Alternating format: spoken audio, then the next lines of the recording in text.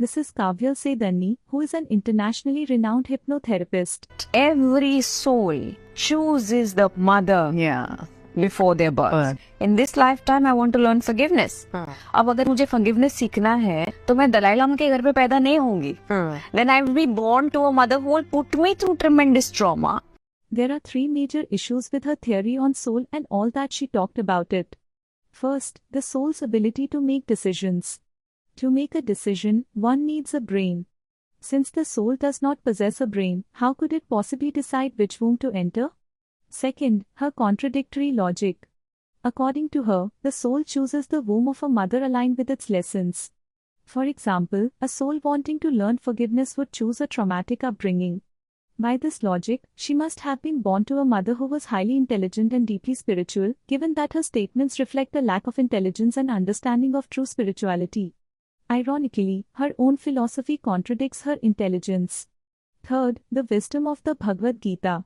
In chapter 2, verse 20, the Gita says, न जायते म्रियते वा कदाचिनायं भूत्वा भविता वा न भूयः अजो नित्यः शाश्वतोऽयं पुराणो न हन्यते हन्यमाने शरीरे.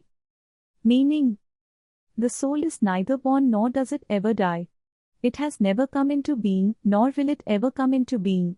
The soul is unborn, eternal, everlasting, and ancient. Even when the body is destroyed, the soul is not annihilated.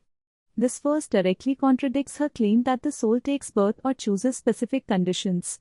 The soul is eternal, unchanging, and beyond such material interpretations. While there are more points to address, I will keep this concise for now. The larger issue is how extravagant language and pseudo-philosophical ideas like these influence the so-called educated class, who often accept such absurd notions without questioning their validity. Spreading authentic knowledge and guiding others toward truth is the least we can do to preserve the integrity of spiritual teachings. Claims like hers, rooted in superstition cloaked in sophisticated language, stray far from the eternal truths of our ancient texts. Be wise, be educated correctly, be useful in spreading truth. Don't be like Kavya Sedani.